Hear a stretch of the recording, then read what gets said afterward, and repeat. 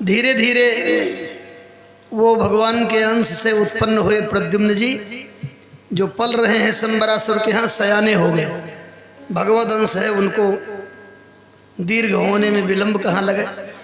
एक दिन उस नारी ने जिसने इनको पाला था उसने हाथ पकड़ा और उसके हाव भाव कुछ विचित्र हुए। तो इन्होंने कहा, देवी आज तुम ये कैसे देख रहे हो? मातृभावम परित्यज्य कांता भाव निरीक्षते। महतारी जैसी दृष्टि नहीं है तुम्हारी, तुम्हारी दृष्टि तो कांता जैसी है, पत्नी जैसी। क्या कर रहे हो? कौन हो तुम? अरे कहा, महाराज आप बड़े भूल भ्रम में न पड़ो, मैं आपकी सदा सदा की पत्नी हूँ, आप हमारे पति हो। कहा, तुमने हमको पाला है? कहा, महाराज इस रहस्य को मैं बताया देती हूँ। आप कामदेव हो और मैं रति हूँ। भगवान शंकर की तपस्या में देवताओं के कहने पर जब आपने विघ्न डाला तो बाबा ने तीसरा नेत्र खोल दिया, आप भस्म हो गए। भस्म हो गए तो मैंने चरणों में गिड़गिड़ा करके कहा, प्रभु आपने हमारे पति को भस्म कर दिया। दयालु भगवान से उन्हें कहा, जाओ आज से तुम्हारा पति प्रत्येक जीव के शरीर में रहेगा लेकिन दिखेगा नहीं। हमने कहा, भगवान प्रत्येक जीव के शरीर में रहेगा दिखेगा नहीं तो हमें क्या लाभ होगा? हमें तो पति का अंग संग चाहिए। बाबा ने कहा, अच्छा चिंता न करो, अभी संभव नहीं है। जब जदुवंश कृष्ण अवतारा हुई हैं हरन महामही भारा, तो कृष्ण तने हुई हैं पति तोरा, बचन अन्यथा होय न मोरा। कृष्णावतार में भगवान श्री कृष्ण के पुत्र ही तुम्हें पति के रूप में मिलेंगे, तो महाराज आप वही हो, और ये संबरासुर के यहाँ से आप निकल नहीं सकते हो। एक बात यहाँ और बढ़िया है, कभी कभी आप लोग अपने अपने पत्नियों की बात भी मान लिया करो। हम ये नहीं कहते हैं कि हरदम मारो, उनकी आज्ञा लेकर ही जाओ, लेकिन कभी कभी पत्नी सहायिका होती है, ये मंत्री का काम भी करती है। आज यदि ये नहीं मानेंगे प्रद्युम्न जी रति की बात तो यहाँ से बच के नहीं जाएंगे। रति ने जंत्र मंत्र सिखाया और प्रद्युम्न जी गए हैं और संबरासुर से युद्ध किया, उसको मार करके आकाश मार्ग से देवी रति को लेकर के द्वारिकापुरी में आ गए।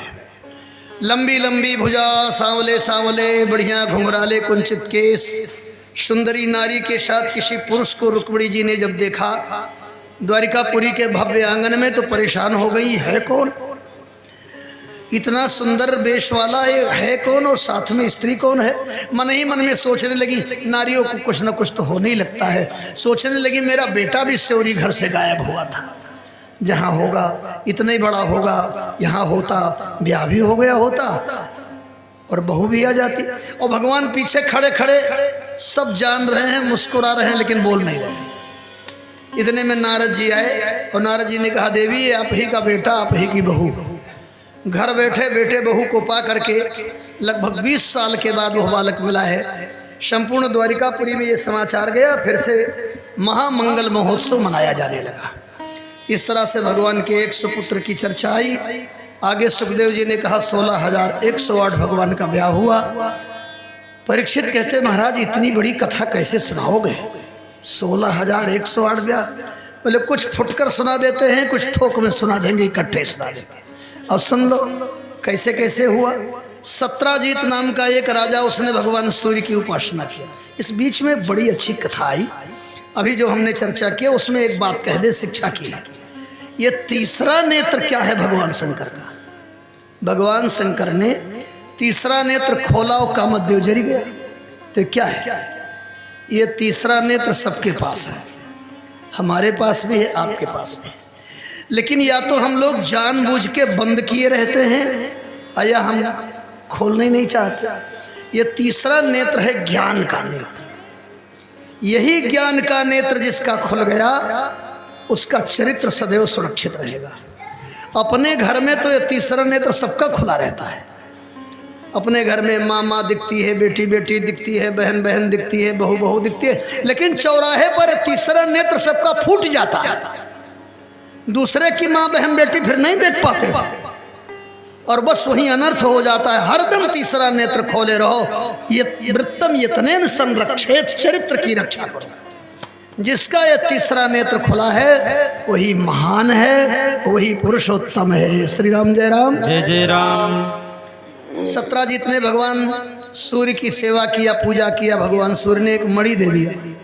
देखो सूर्य भगवान बड़े सरल देवता है और ये प्रगट देवता है। अन्य देवताओं के लिए तो आपको मंदिर ढूंढना पड़ेगा, मंदिर बनवाना पड़ेगा, और ये सवेरे सवेरे समान रूप से सबके यहाँ आकर के उपस्थित हो जाते हैं। संपूर्ण दिन इनका दर्शन करो।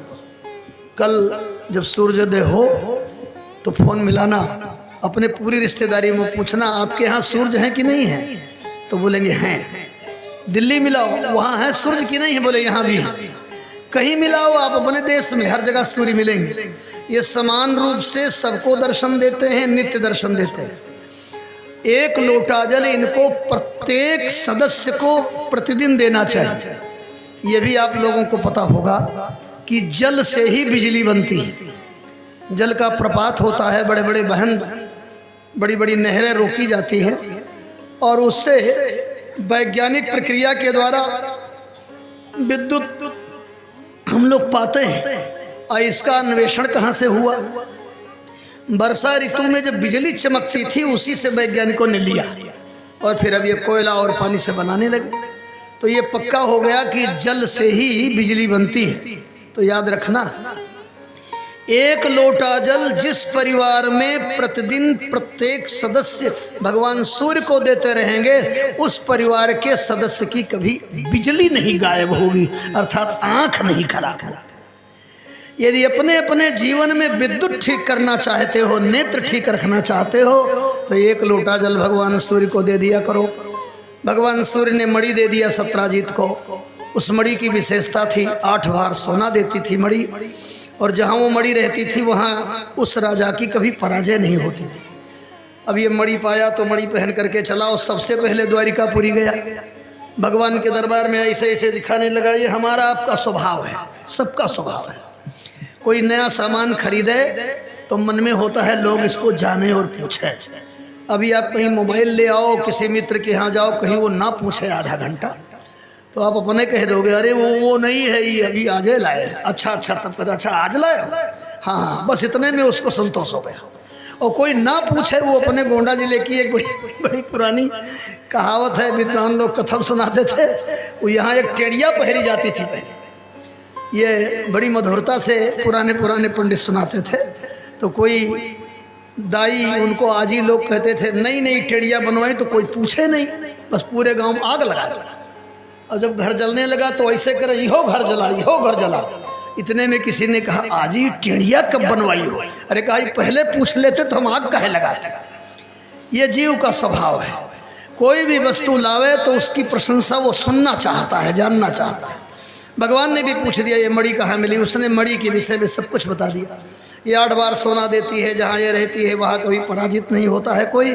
भगवान ने कहा भैया सत्राजित बहुत अच्छी चीज़ पाए हो, और हम धन्यवाद देते हैं तुमने भगवान सूर्य को मना करके ऐसी दुर्लभ वस्तु प्राप्त कर लिया है। लेकिन एक सलाह हमारी है, क्या?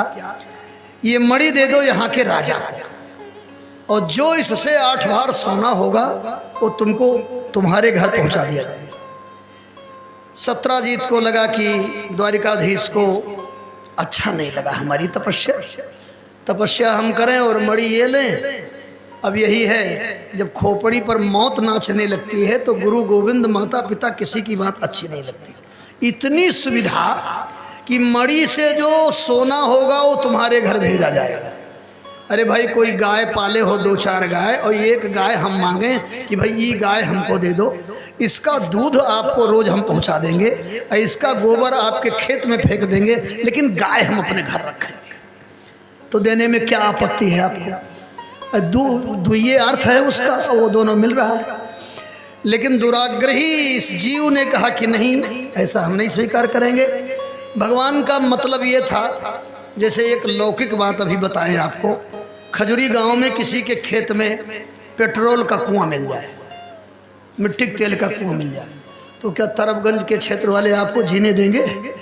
हल्ला भर हो जाए। फिर देखो क्या होता है, बांध देंगे वो, दिन रात उसमें से भर भर के सप्लाई शुरू करेंगे। यही तो होगा। तब उसका एक तरीका है, आप सरकार को सूचित कर दो और सरकार को उस पर कब्जा कर लेगी, अपने ढंग की व्यवस्था करेगी और फिर वो अपने ढंग का वितरण करे। यही तरीका है। यही भगवान भी चाहते थे कि इतनी दुर्लभ वस्तु तुमने प्राप्त किया भगवान सूर्य से, तो यदि यहाँ रहेगी तो सुरक्षित रहेगी, हो सकता है तुम्हारे यहाँ तुम्हारी मृत्यु का कारण न बन जाए। लेकिन वो समझ नहीं पाया, भगवान की बात नहीं माना, चला आया। एक दिन उसका भाई प्रसेन उसी मणि को लेकर के जंगल चला गया शिकार खेलने। सिंह ने मार डाला प्रसेन को, मणि ले लिया और मणि लेकर सिंह जंगल में गए तो वहाँ जामवंत का परिवार रहता था। जामवंत ने सिंह को मार डाला, मणि ले लिया। और जब सत्राजीत का भाई नहीं लौटा तो अकेले में सत्राजीत ने अपने पत्नी से कहा, लगता है द्वारिकाधीश ने हमारे भाई की हत्या करा दिया मणि की। ये न जान लेना कि आजकल जो लोग बदनाम कर देते हैं तो आज ही हो रहा है, ये सब उस समय भी था। उसी समय लोगों ने भगवान को भी नहीं छोड़ा। ये वही धरती है जहाँ हम लोग रह रहे हैं। तो यदि आपकी हमारी कोई निंदा करने लगे तो कोई आश्चर्य न करना, यहाँ भगवान को भी छोड़ने वाले लोग नहीं हैं। अब हल्ला हो गया, कहा तो अकेले में, लेकिन स्त्री जाति का स्वभाव है, इनके पेट में सब पचेगा लेकिन बात नहीं पचेगी। उसने दूसरे से कहा, दूसरे ने तीसरे से। अच्छा, एक विशेषता और इन देवियों की होती है, ये जब कहेंगी तो ये तकिया लगाम लगाना नहीं भूलेंगी कि दीदी खाली तुमसे कह रही हैं और किसी से नहीं कहा। और वो भी किसी से कहेगी तो यही कहेगी, और ऐसे करते करते पूरी दुनिया जान जाए। अब तो महाराज बदनामी होने में देर लगती नहीं, प्रतिष्ठा कमाने में बहुत समय लगता है। और बदनामी होने में कौन देर, जहाँ तहाँ फुसफुसाहट होने लगी। देखो बचपन में माखन मिश्री चुराया, आगे चल करके स्त्री चुराया, अब देखो हत्या भी कराने लगे।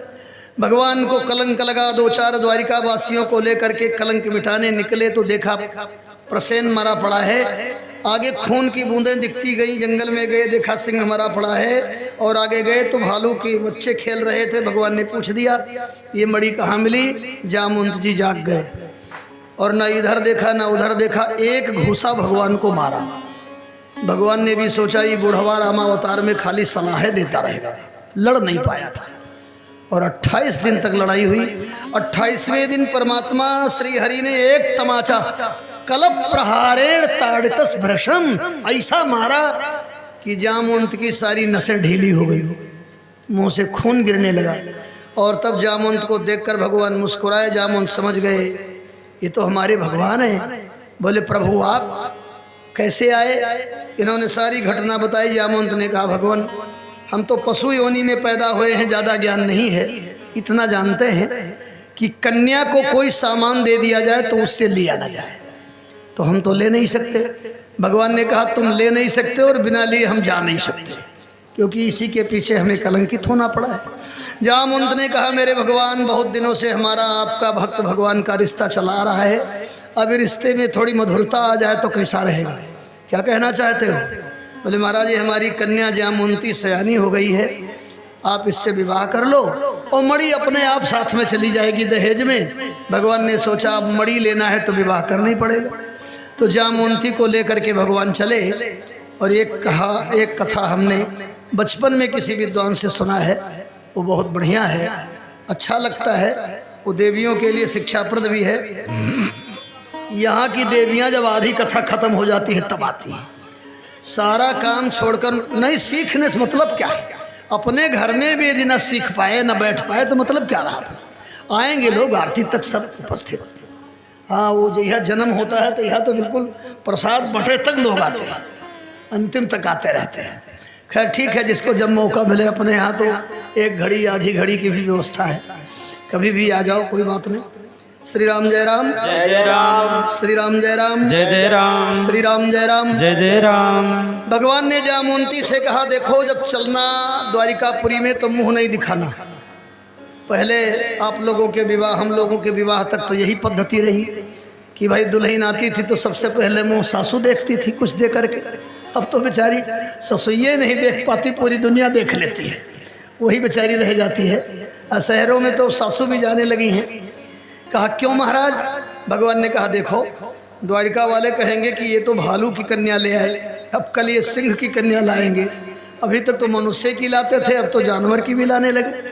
तो घूंघट खोलना नहीं, संपूर्ण द्वारिका की नारियां जब इकट्ठा हो जाएं तो यही कहना हमें मुंह दिखाई दो। और जब वो लोग पूछे मुंह दिखाई में क्या चाहिए तो कह देना कि एक एक एकादशी व्रत का हमें पुण्य दे दो। और यदि द्वारिकापुरी की नारियों ने एक एक एकादशी व्रत का पुण्य दिया तो जैसे वह सुंदरी है वैसे तू भी सुंदरी हो जाएगी। इधर जब भगवान नहीं लौटे कई दिनों से तो वसुदेव जी घबराए और गर्गाचार्य जी को बुला करके सतचंडी यज्ञ करने लगे। और जैसे सतचंडी यज्ञ की पूर्णाहुति हुई, पूर्णाहुति स्वाहा, तो देखा आकाश मार्ग से भगवान आ रहे हैं और नीचे बहू रानी को लेकर आए। भगवान श्री कृष्ण के जो सखा थे वो दौड़ पड़े, लिपट गए और लगे मजाक करने, बोले हम तो जानते थे कन्हैया कहीं गया और बिना दुल्हन के आ जाए, ये कैसे हो सकता है, ये तो जहाँ जाएगा वहीं से दुल्हन लेके आएगा। लेकिन अब की बार बहू ने तो बड़ा लंबा घूंघट किया है, देख लें, अरे इसे नहीं देख सकते। अब धीरे से घूंघट के अंदर से जामवंती ने कहा एक एक एकादशी व्रत का पुण्य समस्त द्वारिका निवासिनी नारियां यदि देवें तो हमारा मुंह देखें। सबने संकल्प किया है और सबने एक एक एकादशी व्रत का पुण्य दिया है। और इतनी सुंदरी हो गई जामवंती जी कि रुक्मिणी जी उनके आगे फेल। इस तरह से रुक्मिणी का विवाह भगवान ने किया। मणि पहुंचा दिया, सत्राजीत को बड़ा लज्जित हुआ, मणि ले लिया और अपनी कन्या सत्यभामा को ले लिया। मणि के पीछे भगवान को विवाह हुआ। भगवान ने कहा भैया मणि ले जाओ, कन्या तो आपकी रहेगी, हमारी पटरानी बनकर मणि नहीं चाहिए। क्यों? बोले मणि ही हमारे घर में बंटवारा करा देगा, क्योंकि मणि देने वाले हैं दो, मणि है एक। जामवंती कहेगी हमारे बाप ने दिया, सत्यभामा कहेगी हमारे बाप ने दिया, तो ये बंटवारा करा देगी, ये मणि नहीं चाहिए। अब बंटवारा कभी आप लोगों ने झेला हो या देखा हो? हमने देखा है, झेला तो नहीं है, क्योंकि हम दिए भाई हैं, हमारे यहाँ बंटवारा होने का सवाल ही नहीं है। देखा है हमने, एक जगह बंटवारा हमने देखा तो ये पंचायती बटुला था, न्यूरक रहा। अरे महाराज उसको फोड़ा गया, चार चार टुकड़ा हुआ उसका, चारों भाई कहे हमारा हिस्सा हमारा हिस्सा, तो अंत में उसको फोड़ के एक एक टुकड़ा दिया गया। ये बंटवारा होता है, इतना खतरनाक बंटवारा कभी कभी होता है। भगवान ने कहा इसको यहाँ ना छोड़ के जाओ, नहीं तो हमारे घर में कलह का कारण बनेगी। भगवान का इस तरह से ये विवाह हुआ। एक विवाह अयोध्या जी में हुआ। उस समय के राजा नग्नजित थे, उनकी कन्या नग्नजिती। नग्नजित ने प्रतिज्ञा किया 7 दुर्दांत साणों को जो नाथ देगा उसी से हम अपनी कन्या का विवाह करेंगे। भगवान पधारे हैं और एक विवाह ठीक नहीं था करना, अपने बुआ की बेटी से उन्होंने किया, सत्या से। एक विवाह सुकीर्ति से। इस तरह 8 विवाह हुआ। भौमासुर का नाम आप लोगों ने सुना होगा, ये पृथ्वी का बेटा है, बहुत बढ़िया। इसने प्राग ज्योतिषपुर राजधानी बनाया, चारों ओर से खाई खुदवा दिया, बड़े बड़े यंत्र लगा दिए, जल भरवा दिया, मुर नाम के दैत्य को कर दिया कि कोई नगर में प्रवेश न करने पाए, और 16,100 राजकन्याओं का हरण कर लिया, जेल खाना में बंद कर दिया। इस मूर्ख से किसी ने कह दिया जितना ज़्यादा विवाह करोगे तो भगवान बन जाओगे, तो सोचने लगा 1-8 लाख राजकन्याएं हो जाएं तो इकट्ठे विवाह करें। धीरे धीरे बदमाशी इसकी बढ़ी तो ये स्वर्ग पर चढ़ाई कर दिया और देवताओं की महतारी आदिति उनके कान का कुंडल लेके चला गया। देवताओं ने प्रार्थना किया, भगवान समझ गए, सत्यभामा को लेकर के गए हैं और सारे अवरोधों को तोड़कर मुर नाम के दैत्य को मारा भगवान ने, तो इनका नाम पड़ा मुरारी। और जैसे प्रवेश किया इसके नगर में, ललकारा सामने आया, एक बार गोविंद ने चक्र छोड़ा, इसकी खोपड़ी कट करके धरती पर गिरी। धरती का ही पुत्र है। और जब धरती ने देखा कि हमारा पुत्र मर चुका है तो धरती ने बड़े सुंदर सुंदर श्लोकों में भगवान की स्तुति किया। धरती कहती है नमः पंकज नाभाय नमः पंकज मालिने नमः पंकज नेत्राय नमस्ते पंकजांघ्रये। हे कमल नयन, हे कमल मुख वाले, आपने मेरे पुत्र को मार करके बहुत बढ़िया किया। इतिहास में ये पहली देवी हैं जो पुत्र के मरने पर भगवान को धन्यवाद दे रही है। किसी का बेटा और किसी का पति चाहे जितना नालायक हो, लेकिन मरने के बाद पत्नी और माता रो रो कर कहती है कि हमारा पति या हमारे पुत्र बहुत अच्छे थे। धरती ने एक ऐसा अद्भुत काम किया है जो समाज के लिए एक सीख है।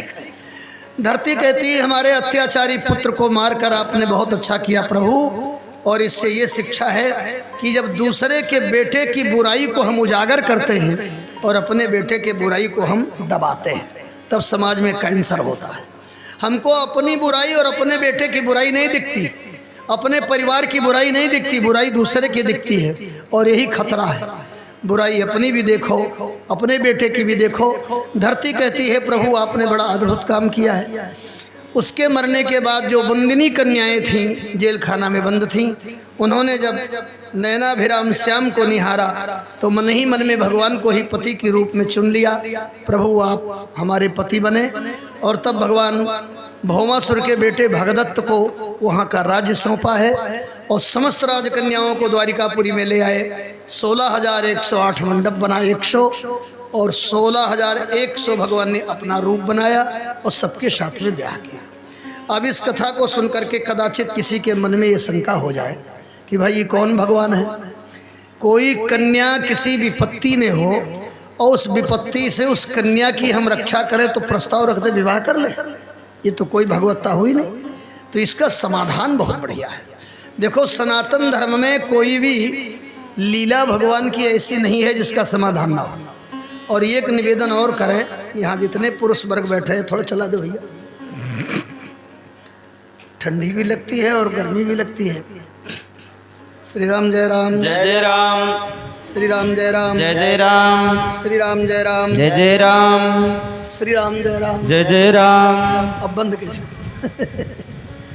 श्री राम जय राम, जय जय राम। सतयुग से लेकर के और आज तक, पुरुष वर्ग खराब न मानिएगा, सतयुग से लेके आज तक पुरुष नारी के प्रति कभी ईमानदारी से काम नहीं किया है। हम लोग सब उसमें जुड़े हुए हैं। आज के 40-50 साल पहले स्त्रियों की क्या स्थिति थी? पूरे घर का भोजन बनाएं, बर्तन धोएं, कपड़ा धोएं, सबको खिलाएं, बच जाए तो खाएं, सब्जी ना रहे तो नमक से खाएं, यही तो था हमारे यहाँ। हमने गोंडा जिले के बूढ़ों से सुना है ना गुनाहन चार गुदाहन, मैंने बिना मतलब स्त्रियों को 2-4 डंडा मारना चाहिए। अभी कहाँ से इनकी खोपड़ी थी? एक श्लोक हमने पढ़ा तो बड़ा आश्चर्य लगा, ये तो नहीं खोज पाए कि किसने इस श्लोक को बनाया, लेकिन बड़ा आश्चर्य लगा कि ऐसे भी विद्वान थे जो स्त्री जाति के प्रति इतना अन्याय करते थे। उस श्लोक में लिखा था आगत स्वागतम सारम रात्रौ सारम च जागरणम भोजनस्य घृतम सारम स्त्री सारम च ताड़नम। हाँ, साइड से बनाओ, ये लोग सुनने आए हैं बेचारे, तो उनको अटपटा लगता है। श्री राम जय राम, जय जय राम। इसका अर्थ है आए हुए व्यक्ति का स्वागत करना, ये सार है। रात्रि में जागते रहना भी सार है। भोजन के समय 1 चम्मच घी लेना भी सार है। और स्त्री को मारना सार है। स्त्री सारम तो ताड़नम, अभी कहाँ से खोपड़ी थी? इस तरह की भाषा लोग बोलते थे। स्त्रियों के प्रति कभी हमने न्याय नहीं किया है। बच्चों को तो हम पढ़ाते हैं, लेकिन बच्चियों को हमने हाई स्कूल तक पहुंच गई तो बड़ी बात हो।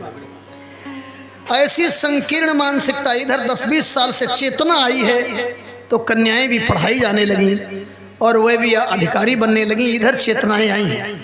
जिस समय की ये घटना है द्वापर की, उस समय का इतना दुरूह कानून था समाज का कि कुंवारी कन्या को यदि कोई पुरुष छू देता था तो दूसरा पुरुष उससे विवाह नहीं करता। अब बताओ, आपने महाभारत में देखा होगा, अम्बा, अंबिका, अम्बालिका, ये काशीराज की पुत्रियां हैं, इनको हर करके ले आए पितामह।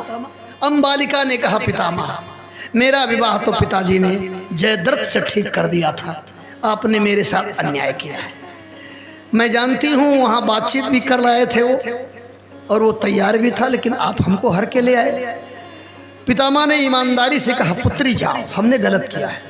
और जब अम्बालिका जयद्रथ के पास गई और बोली कि मैं आ गई, जयद्रथ ने कहा अब हम विवाह नहीं करेंगे। क्यों? तुमको पितामह ने छू दिया है। अरे वो दोनों कुलों के पितामह है, कहा वो पुरुष हैं। और अम्बालिका पूरी जिंदगी कुंवारी रह गई लेकिन विवाह नहीं हुआ। अब आप बताओ, ये 16,100 राजकन्याओं को जिसको हर करके लाया था भौमासुर, दूसरा पुरुष विवाह नहीं करता तो ये 16,100 राजकन्याएं कहाँ जाती? या तो ये समुद्र में कूद करके प्राण दे देती, या ये उपेक्षित रहती पूरी जिंदगी समाज में। भगवान श्री कृष्ण ने नारी उद्धार का क्रांतिकारी कदम उठाया कि इसमें नारी का दोष क्या है, और समस्त नारियों को, समस्त कन्याओं को भगवान ने अपनाया। ये था भगवान श्री कृष्ण का ऐतिहासिक स्त्री जाति के प्रति निर्णय। इस निर्णय को लिया। अच्छा, ये मानसिकता हमारी कब से दूषित है? पुरुष चाहे जितना विवाह करे, कदाचित किसी स्त्री का 2 विवाह हो जाए तो जीवन भर लोग ताना मारा करते हैं। ये पुरुष प्रधान समाज में नारियों को कभी यथार्थ सम्मान नहीं मिला, लेकिन भगवान श्री कृष्ण ने यथार्थ सम्मान दिया और सबके साथ में विवाह किया। श्री राम जय राम। जय जय राम। दूसरा समाधान हमारे यहाँ पौराणिक है। हर कथा एक दूसरे युग से जुड़ी हुई है। भगवान श्री राम ने एक धोबी के कहने पर भगवती सीता का परित्याग किया, प्रसिद्ध है ये कथा। तो थोड़ा उदास रहने लगे। एक दिन महात्मा अगस्त्य आए। अगस्त्य ने कहा, रघुनंदन उदास लग रहे हो? कहा हाँ। तो एक यज्ञ करो, थोड़ा मन अच्छा हो जाएगा।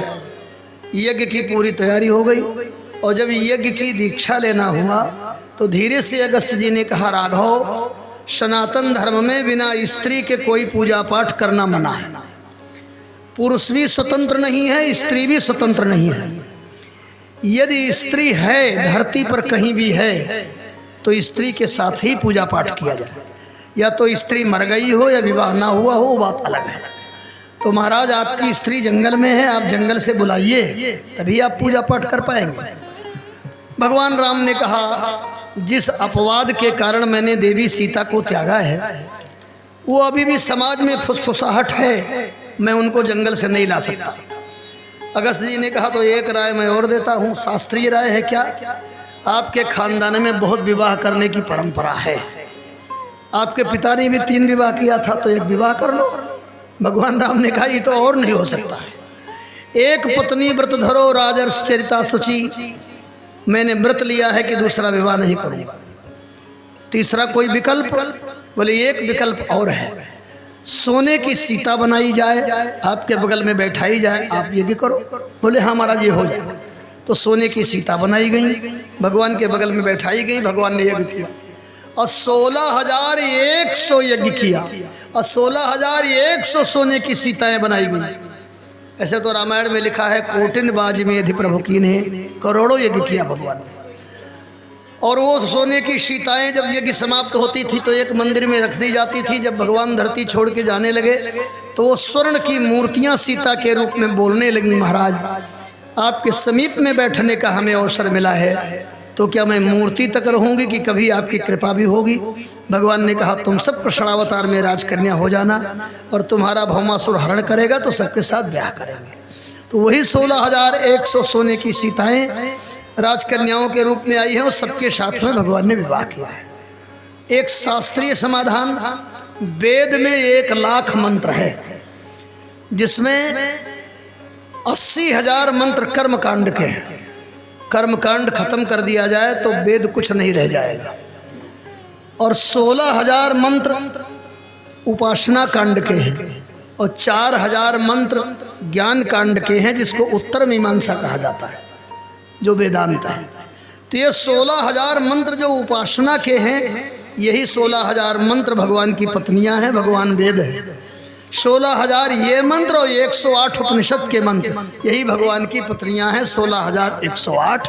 और स्वयं भगवान वेद हैं। मानो भगवान वेद अपनी ऋचाओं के साथ रह रहे हैं। ये शास्त्रीय समाधान है। अब इतनी बड़ी संख्या हो गई द्वारिकापुरी में, प्रत्येक पत्नी से भगवान के 10-10 बेटा, 1-1 बेटी। आप गणित लगाते रहो। 3 कोट्या 88 संख्या का अध्यापका, 3,88,00,000 अध्यापक थे द्वारिकापुरी में। शायद इतने ही अध्यापक पूरे प्रदेश में नहीं होंगे, या हों। 3,88,00,000 नहीं होंगे इतने अध्यापक। सामान्य द्वारिकापुरी नहीं, एक पूरा देश था, प्रदेश नहीं एक देश था। और इतना भरा पूरा परिवार, लेकिन रुक्मिणी जी को बात कि मैं आई हूँ तो यहाँ कुछ नहीं था, मेरे आने के बाद बहुत कुछ हो गया। एक आध स्त्रियाँ भी ऐसी समाज में देखी गई हैं, मैं सबकी बात नहीं करता हूँ। कदाचित किसी के घर में गाड़ी वाड़ी ना रही हो, मकान ना बना हो और बाद में सब हो जाए तो कहीं कहीं कह भी देती हैं कि भाई इनके कुछ रहा वहा नहीं, ये तो सब हमारे आने के बाद हुआ है। रुक्मिणी जी को भी लगने लगा, भगवान ने सोचा मेरे चरणों के समीप में रह करके यदि घमंड बना रहा तो फिर भगवान होने का मतलब क्या। एक दिन भगवान ने ऐसा नाटक किया, देवी रुक्मिणी पंखा कर रही थी, विश्राम कर रहे थे, भगवान ने जम्हाई लिया और एकाएक बोले देवी रुक्मिणी तुम तो बहुत सुंदर थी। मैं तो सुंदर था नहीं, तुम तो राजघराने की थे, मेरा कोई घराना भी नहीं था। तुम तो उत्तम कुल में उत्पन्न हुई, मेरे कुल का पता नहीं था। नारद जैसे भीख मांगने वाले आए, हमारी प्रशंसा कर दिए, बस तुमने निर्णय ले लिया। तुमसे विवाह करने के लिए तो देश के बहुत राजा चाहते थे, शिषपाल तो बारातें लेके आ गया था, लेकिन सबको छोड़कर तुमने हमसे विवाह किया। वहाँ होती तो राजा रानी रहती, पट्टमहिकी रहती, घर की मालकिन रहती, और यहाँ इतने के बीच में कैसे रह रही हो। अभी भी रुक्मिणी जी को लगा ये क्या बोल रहे हैं। एकाएक भगवान ने कहा देवी हमारे तरफ से तुम्हें छुट्टी है, जहाँ इच्छा हो जाओ। इतना सुनते ही रुक्मिणी जी गिर पड़ी, जोर जोर से सांस लेने लगी। भगवान ने उठाया और कहा देवी क्या हो गया, हमने तो हंसी किया था। रुक्मिणी जी ने कहा महाराज फिर हंसी करोगे तो ये दासी चरणों में ही समाप्त हो जाएगी। और जब रुक्मिणी जी ने उत्तर देना शुरू किया तो हमारे भगवान की सारी ठकुराई भुलाई गई। श्री राम जय राम जय जय राम। रुक्मिणी जी ने कहा प्रभु आप कहते हो मैं सुंदर नहीं हूँ, और मैं तो जानती हूँ कि एक नहीं करोड़ों करोड़ों सूर्य चंद्रमा को पकड़ करके पीस डाला जाए, तब एक नारी का रूप बनाया जाए या पुरुष का रूप बनाया जाए, तब भी आपके नखमण चंद्रिका का सौंदर्य नहीं होगा। और आप कहते हो हम सुंदर नहीं, आप कहते हो हम कहीं के राजा नहीं, तो आपके रोम रोम में राजा रहते हैं। आपने अभी कहा हमारे खानदान का पता नहीं, तो हमारा सारा खानदान तो आप ही से शुरू हुआ है।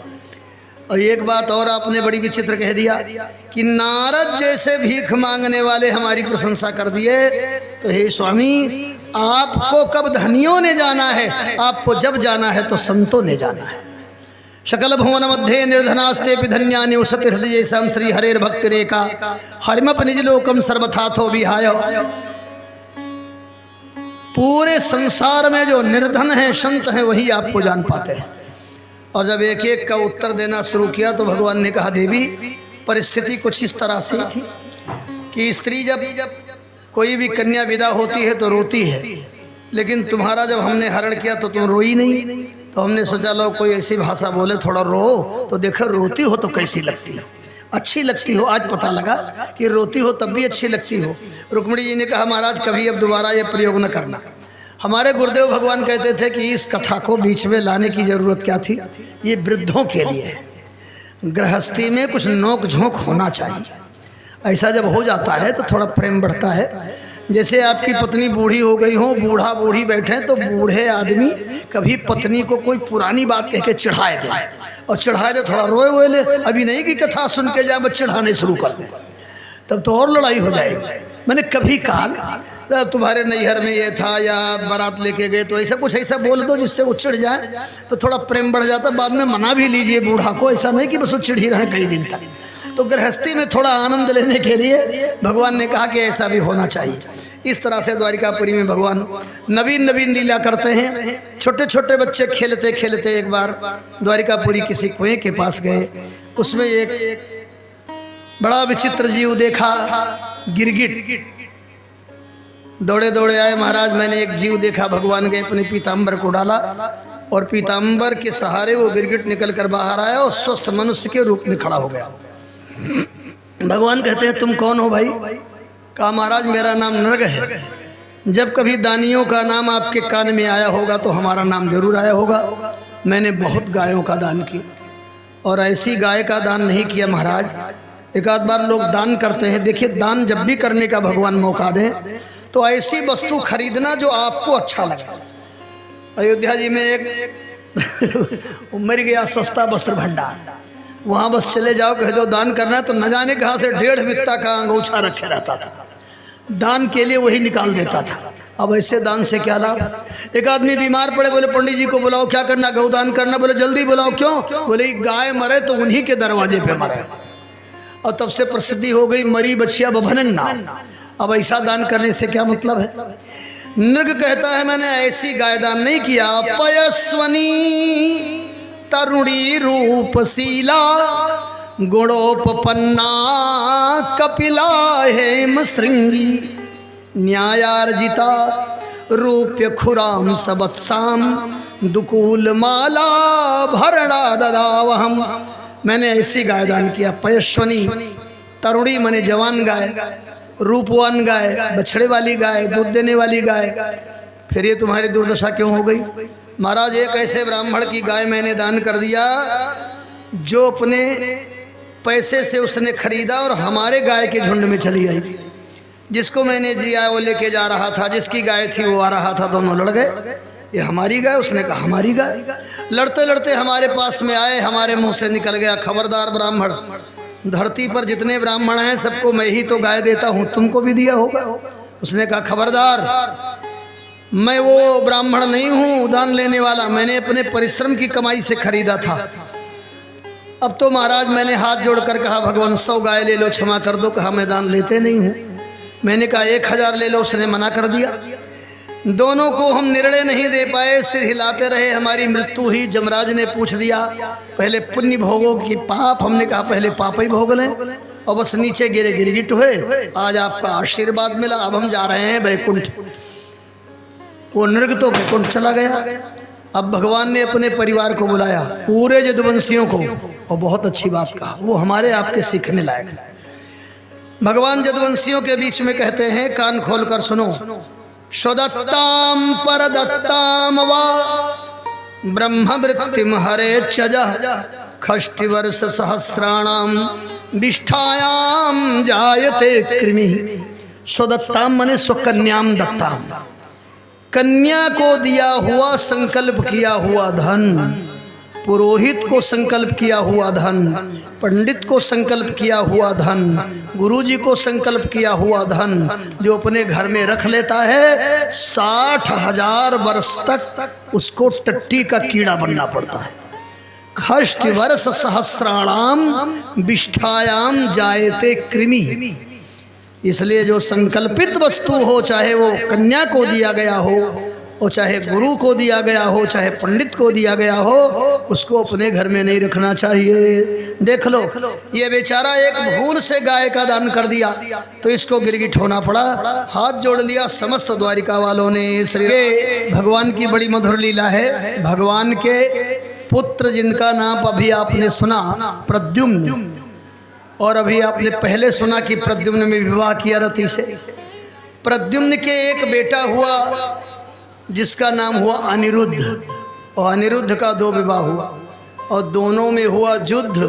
बिना युद्ध के कहाँ विवाह अनिरुद्ध का होगा।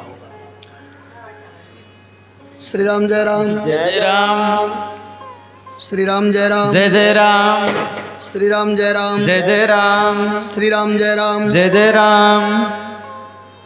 बाणासुर का नाम आप लोगों ने सुना हो कभी।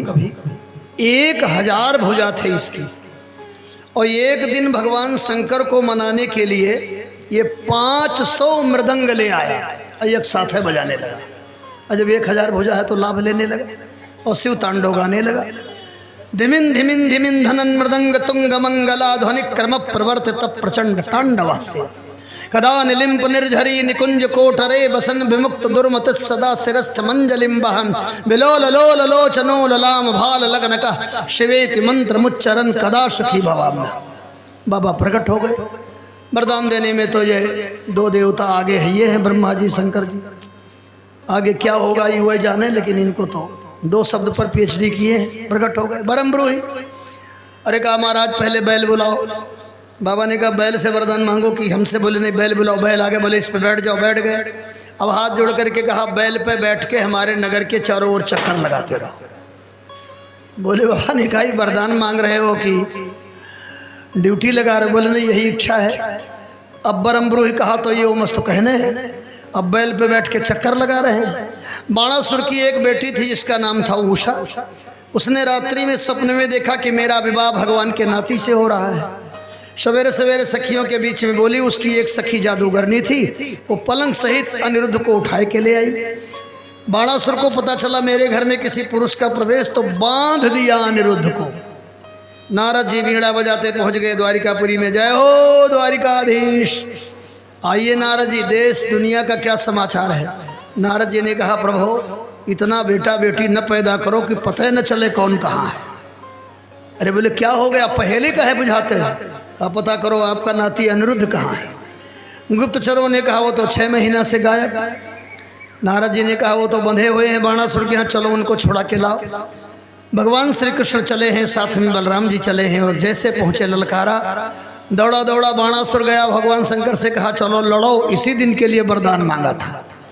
अब एक तरफ भगवान शंकर, एक तरफ भगवान कृष्ण, दोनों लोगों में ऐसा युद्ध हुआ कि रोंगटे खड़े हो गए। भोले बाबा नेत्र बंद करके कहते हैं, कन्हैया चेला का मामला है। तो भगवान ने भी चुटकी बजाकर कहा, बाबा हमारे नाती का मामला है। ऐसा भीषण युद्ध हुआ। बाबा ने त्रिशूल छोड़ दिया, गोविंद ने चक्र छोड़ दिया, चक्र त्रिशूल टकराने लगे। भोले बाबा ने आग्नेयास्त्र छोड़ दिया, आग बरसने लगी। तो कन्हैया ने जल बरसाना शुरू कर दिया। एक नई लड़ाई शुरू हुई। भोले बाबा ने छोड़ दिया माहेश्वर ज्वर। अब भगवान की सेना में सबको बुखार चढ़ने लगा। कन्हैया ने भी छोड़ दिया वैष्णव ज्वर। अब ये बुखार लड़ गए। कदाचित हमारे वैज्ञानिक ऐसी लड़ाई का आविष्कार कर लें कि जुखाम लड़ जाए, बुखार लड़ जाए, सर्दी लड़ जाए, तो इतना मलक्टी पर न खर्चा करना पड़ा। अब बुखार लड़ गए।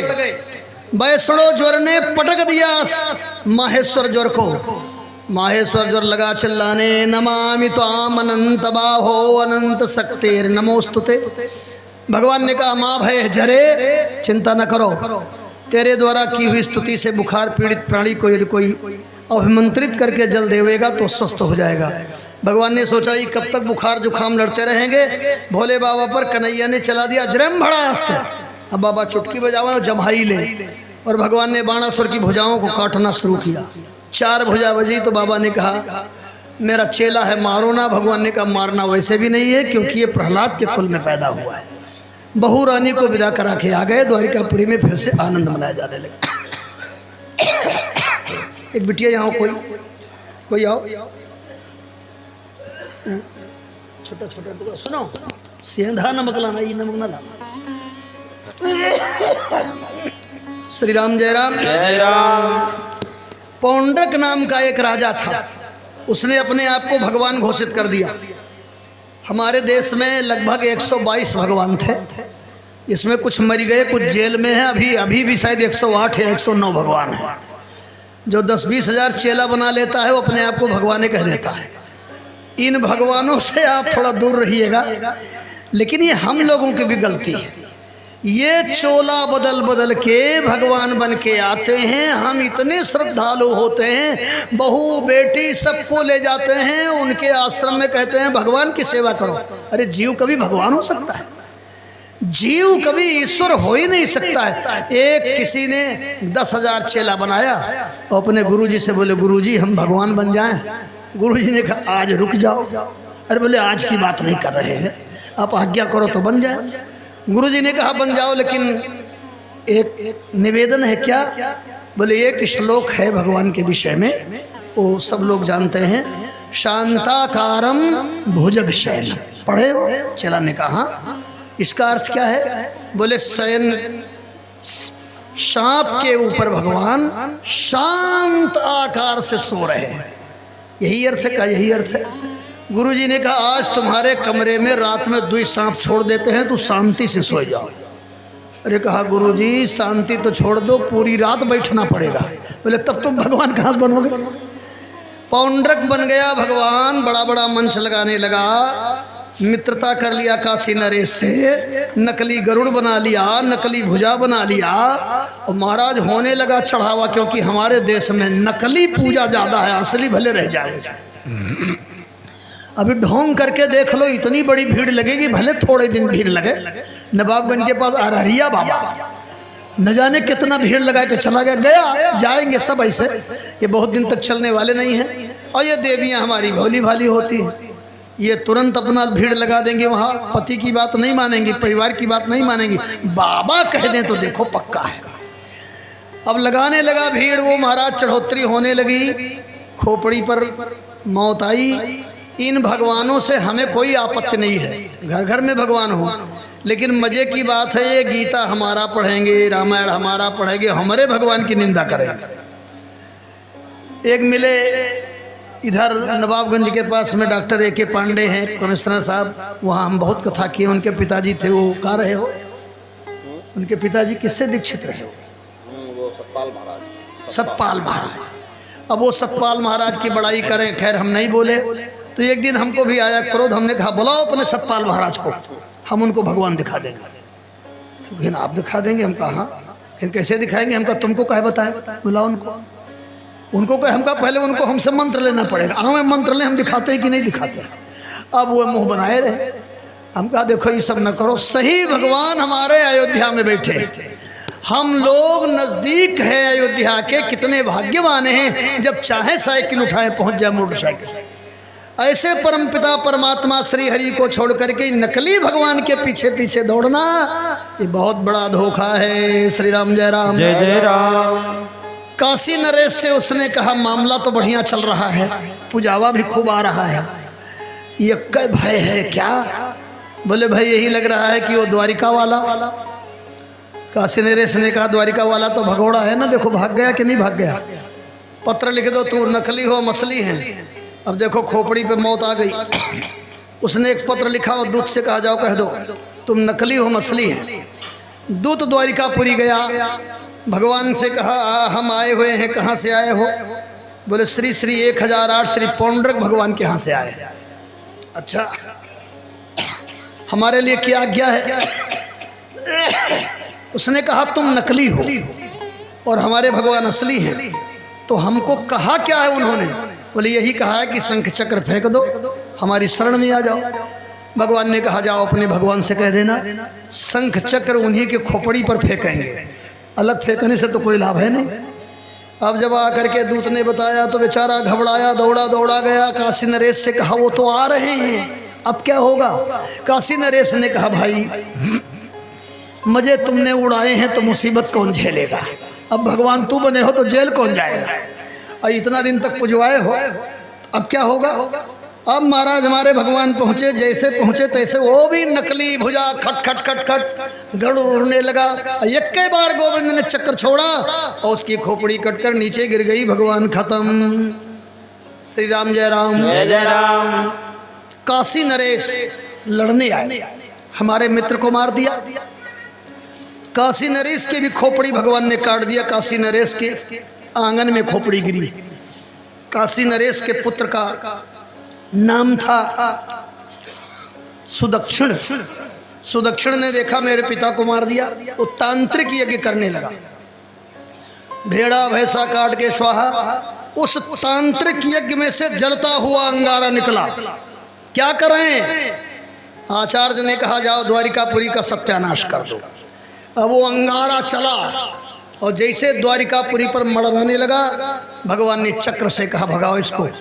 चक्र ने अंगारा को खदेड़ा। अब अंगारा लौट के आया। सबसे पहले तो आचार्य जी जो स्वाहा करा रहे थे उनका सत्यानाश किया। इसके बाद पूरी काशी नगरी जलाकर खाक कर दिया। इसका अर्थ क्या है?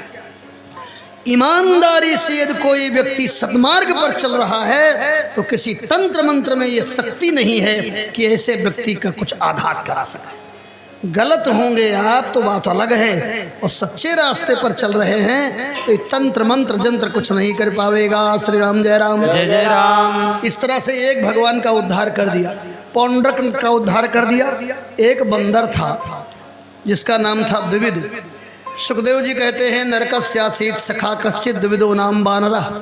वो बंदर बड़ा बलवान था, द्वारिकापुरी में उत्पात करने लगा। बलराम जी ने उसका काम तमाम कर दिया।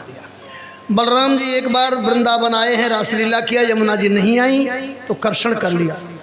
यहीं दुर्योधन ने अपनी पुत्री लक्ष्मणा का विवाह भगवान श्री कृष्ण के बेटे सांब से किया। उसी में मारा। संपूर्ण हस्तिनापुरी को बलराम जी ने ध्वस्त करना चाहा, सब लोगों ने क्षमा मांग ली। इस तरह से अनेक कथाओं को करते हुए नारद जी भगवान की दिनचर्या देखने आए। नारद जी ने सोचा 16,108 रानियां हर जगह तो रहते नहीं होंगे, लाओ चले देखें क्या हो रहा है। रुक्मिणी के कमरे में नारद जी प्रवेश किए तो भगवान खड़े हो गए। आइए नारद जी, जलपान कर रहे थे। सत्यभामा के कमरे में नारद जी प्रवेश किए तो भी भगवान खड़े हो गए, वहाँ भी मिले, वहाँ हवन कर रहे थे। अब जिस जिस नारी के भवन में नारद जी जाते वहीं वहीं भगवान कुछ न कुछ करते मिलते, कहीं हवन करते, कहीं पूजा करते, कहीं पाठ करते, कहीं जलपान करते, कहीं भोजन करते, कहीं विदाई करते, और हर जगह एक ही भाषा बोलते, आइए नारद जी कब आए हो। नारद जी ने कहा भगवान ये बोलना बंद करो, कब आए हो। भगवान ने कहा जब नया नया रूप देखना चाहते हो तो बोलना ही पड़ेगा। नारद जी भगवान की माया को प्रणाम करके चले गए। अब भगवान की दिनचर्या का वर्णन है। रात्रि में 4 बजे गोविंद स्नान करते हैं, निज स्वरूप का ध्यान करते हैं, रेशमी वस्त्र पहनते हैं, गायत्री जपते हैं। गायत्री ब्राह्मण को नित्य जपना, ब्राह्मण क्षत्रिय दोनों को गायत्री मंत्र जपना चाहिए। सुधर्षा सभा में बैठते हैं, 1384 गायों का दान करते हैं। एक दिन भगवान सुधर्मा सभा में बैठे थे और इतने में एक दूत आया। उस दूत ने कहा हमें गोविंद से मिलना है। जब भगवान के समीप में आया तो हाथ जोड़ करके कहा भगवान जब से आपने 16,100 राजकन्याओं को बंधन से मुक्त किया है तब से जरासंध के जेल खाना में 20,800 राजा बंद हैं। उनको भी भरोसा हुआ है कि हमारा भी उद्धार होगा, हमारा भी कल्याण होगा।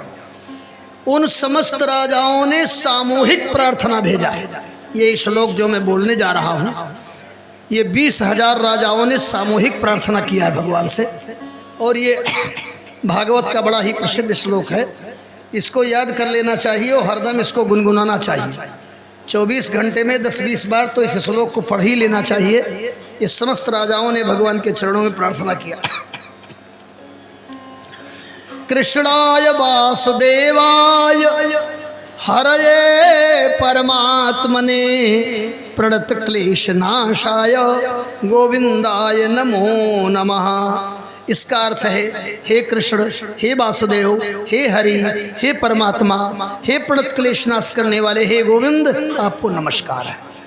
इस श्लोक को सुनते ही भगवान की भुजाएं फड़क उठी। सोचने लगे क्या किया जाए। इतने में देखा आकाश मार्ग से नारद जी आ रहे हैं। नारद जी ने कहा भगवान मैं भी एक संदेश लेकर के आया। क्या? युधिष्ठिर ने राजसूय यज्ञ किया है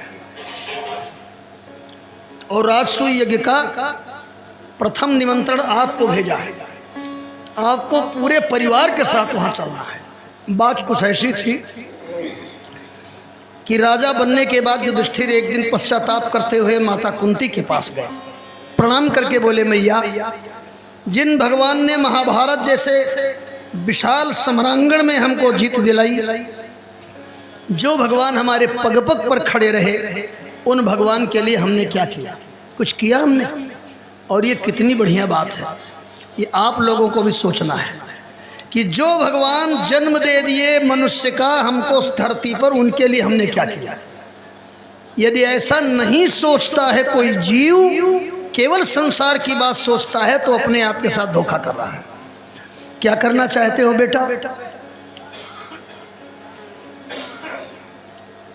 श्री राम जय राम। जय जय राम। अच्छा आज बन रहा होगा,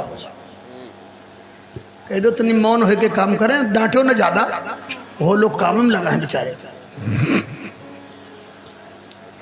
युधिष्ठिर ने कहा माताजी मैं ये करना चाहता हूँ एक राजसूय यज्ञ, क्योंकि और यज्ञ में और राजसूय यज्ञ में अंतर है। राजसूय यज्ञ में किसी एक देवता का प्रथम पूजन होता है, और जब ये प्रकरण आवेगा तो मैं प्रस्ताव भगवान श्री कृष्ण का करूँगा और उनकी प्रथम पूजा हो जाएगी। तो वो केवल हमारे भगवान नहीं होंगे, वो जन जन के भगवान हो जाएंगे, और तब हम भगवान के प्रति कृतज्ञ हो जाएंगे। कहा ठीक है बेटा। यज्ञ की पूरी तैयारी हुई। प्रथम निमंत्रण भगवान के पास आया। भगवान ने उद्धव से कहा 2 निमंत्रण आया है, जरासंध के यहाँ 20,800 राजा, और इधर राजसूय यज्ञ, दोनों में कहाँ चला जाए। जदुवंशियों ने कहा महाराज पहले चलो जरासंध को मार गिराओ। भगवान ने कहा रुक जाओ, धर्म के काम को कभी टालना नहीं और अधर्म के काम को कभी सोचना नहीं। धर्म करना हो तो समझ लो मृत्यु हमारे पीछे खड़ी है। गृहीत यू केसेसु मृत्युना धर्म माचल। अधर्म करना हो सोच लो बहुत दिन जिएंगे, इसलिए सबसे पहले यज्ञ में चला जाए। और समस्त पत्नियों को भगवान ने आदेश दिया कि हमारी सभी पट्ट महिखियाँ चलेंगी यज्ञ में। अब सोचो वो दृश्य कैसा रहा होगा जो 16,108 रानियाँ पालकी में बैठ के चली होंगी। सब लोग यज्ञ में गए। संध्या का समय सबको युधिष्ठिर ने रुकने का जहाँ तहाँ स्थान दिया। आधी रात का समय सब लोगों ने प्रसाद पाकर विश्राम करना शुरू किया, लेकिन हमारे कन्हैया को नींद नहीं आ रही। उनके कान में वो श्लोक गूंज रहा है, कृष्णाय वासुदेवाय हरे परमात्मने प्रणतक्लेशनाशाय गोविंदाय नमो नमः। हे कृष्ण, हे वासुदेव, हे हरि, हे परमात्मा। अर्धरात्रि को भगवान उठ के बैठ गए। सारा संसार विश्राम करता है तो गोविंद अपने भक्त का चिंतन करते हैं। आप लोगों ने कभी रात्रि में बस की यात्रा किया हो, तीर्थ गए हो? ट्रेन में तो नहीं, लेकिन बस में तो ड्राइवर दिखता है। और जब रात्रि में बस में आप लोग चलते हो तो सब सो जाते हैं, यहाँ तक कि कंडक्टर भी सो जाता है। लेकिन आपने देखा ड्राइवर भी सो गया, और ड्राइवर सो गया तो फिर हो गया। इसी तरह से ये शरीर का जब संचालन होता है तो मन में बैठ करके गोविंद कभी सोते नहीं हैं। हमने ट्रेन में टट्टी घर के किनारे खड़े खड़े सोते लोगों को देखा है, बेंच पर सोते हमने देखा है। कौन रक्षा करता है वहाँ? इनको नींद नहीं आ रही है। इन्होंने जगाया अर्जुन को और भीम को, कहा ये 20,000 राजा बंद रहेंगे और ये यज्ञ करेंगे। राजसूई का अर्थ होता है एकोपी राज्ञा धरित्री तले न असूया। जो राजसूई यज्ञ करे उसके विरोध में धरती पर एक भी राजा ना हो, तभी वो राजसूई यज्ञ करने का अधिकारी है, अन्यथा नहीं। यदि एक भी राजा विरोध में है तो राजसूय यज्ञ नहीं किया जा सकता। यही यज्ञ भगवान राम ने भी करना चाहा था, और तब भगवान का विरोध हुआ। जानते किसने विरोध किया?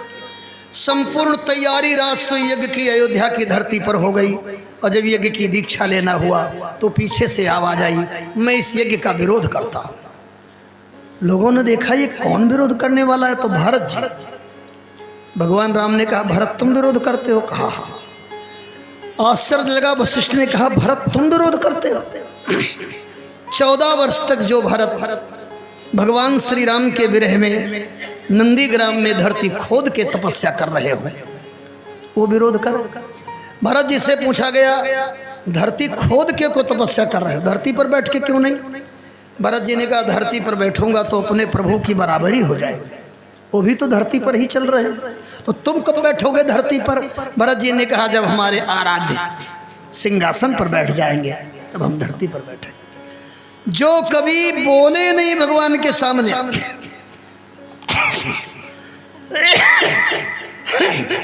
अयोध्या के राज्य को फुटबॉल बना दिया, आज वो भरत विरोध कर रहे हैं। समस्त अयोध्या वासी आंख फाड़ फाड़ के देखने लगे। भगवान श्री राम ने भी जानना चाहा तुम्हारे विरोध का कारण, और जब भरत जी ने विरोध का कारण बताया तो वशिष्ठ सहित समस्त ऋषि और समस्त अयोध्या वासियों की आंख में आंसू आ गए।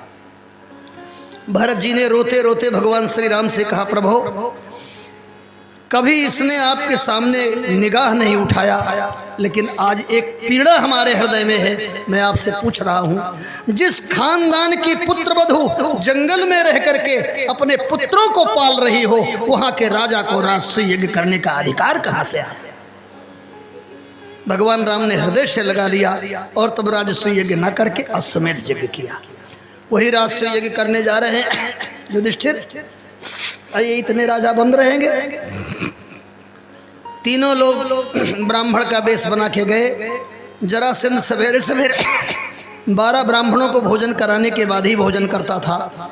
जैसे पूजा से उठा, देखा 3 ब्राह्मण, दूर ही से देखा लंबी लंबी भुजाएं, सुंदर सुडोल सुपुष्ट स्कंद, हाथ में तलवार के घट्टे। समझ तो गया ये नकली ब्राह्मण है, लेकिन कुछ कहा नहीं। नज़दीक आए, पूछ दिया विप्र देवता कहाँ से आए? भगवान ने कहा हम बहुत दूर से आ रहे हैं, क्या चाहिए आपको?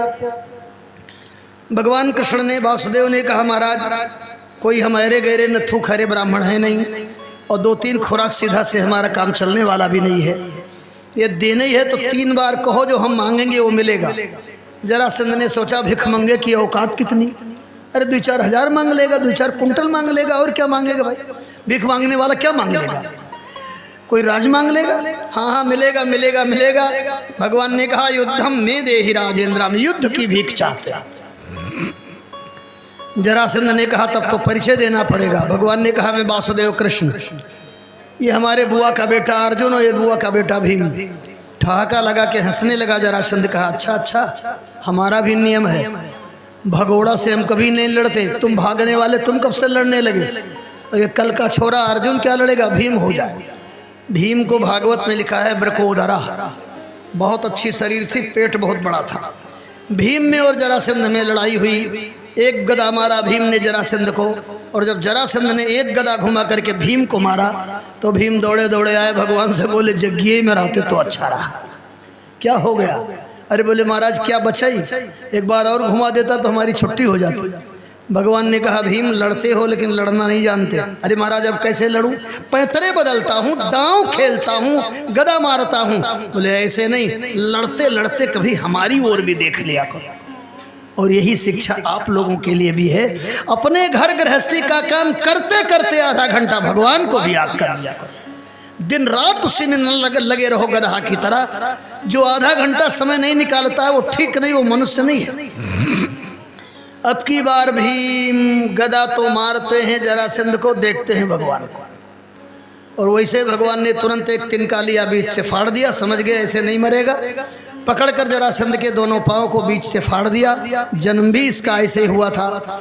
शरीर से तेज निकला, गोविंद में प्रवेश कर गया, उसका उद्धार हो गया। भगवान ने उसके बेटे सहदेव को गद्दी पर बैठाया, और जब चलने लगे यज्ञ में तो सहदेव ने प्रार्थना किया भगवान हमारी कुछ संपत्ति यज्ञ में लग जाए, आप आज्ञा करो तो हम भी आपके साथ चलें। सहदेव को लेकर के भगवान राजसूय यज्ञ में आए। पूरे धरती के लोग वहाँ आए हैं, बड़े बड़े नृपति आए हैं, बड़े बड़े यज्ञिक आए हैं, बड़े बड़े ऋषि मुनि आए हैं। सबने भगवान को देखा, युधिष्ठिर ने स्वागत किया, बैठाया, और जब शांत हो गए तो हाथ जोड़ करके युधिष्ठिर ने कहा आए हुए राजाओं के चरणों में प्रार्थना करके राजसूय यज्ञ करने के लिए युधिष्ठिर अनुमति चाहता है।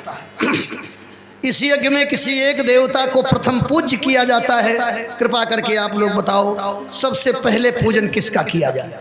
सब चुप, क्योंकि वहीं शिषपाल भी तन करके खड़ा है। अब किसकी हिम्मत, सबसे बड़ा आतंकवादी उस समय शिषपाल ही था।